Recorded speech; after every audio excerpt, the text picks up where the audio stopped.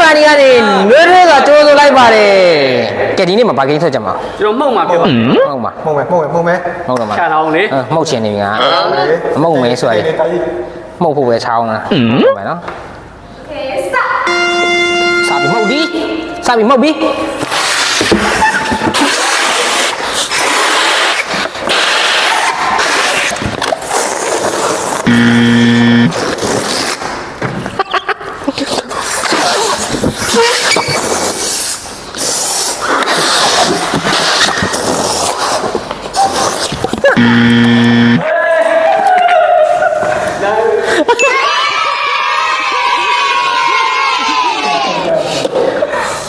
ကိုကရှုံးသွားတာဆိုတော့ကိုရှုံး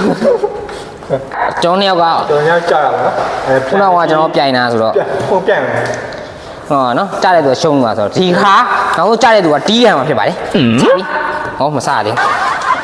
ကဲ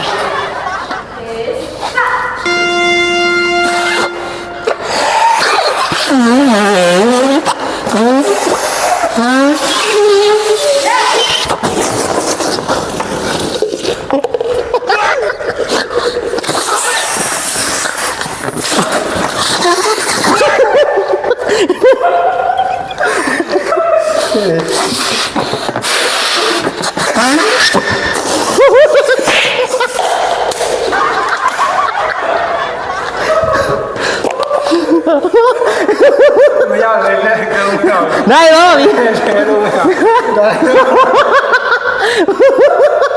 ရလေနိုင်လေနိုင်ပါပြီ ဒုက္ခတော့ပြပါရခင်ဗျာ ကဲလောက်လေးတိုက်ပါ အကြက်မရကြလူလက်ချုံကြီး တော့တော့နော် ကိုင်းရတာပေါင်းလာပြတဲ့နန်းနန်းဖြစ်နေနော် ဒါပါ ချိုးလာတယ်ရတာပြတရားလေးနဲ့ရောတာဆိုလေ ရိုးရိုး